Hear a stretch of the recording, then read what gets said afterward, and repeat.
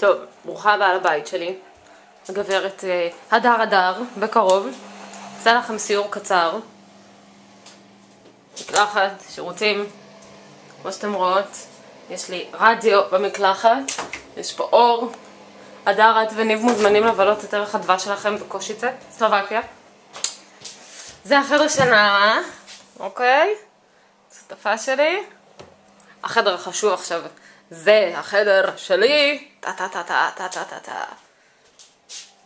פה אני לומדת, מעבירה את רוב שעות היום בלימודים.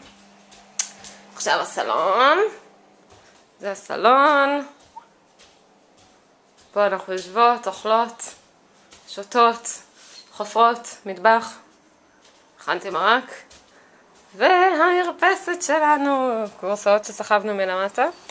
אוקיי? ופה המרפסת שלנו. יום אחד, הדר, כל זה יהיה שלך.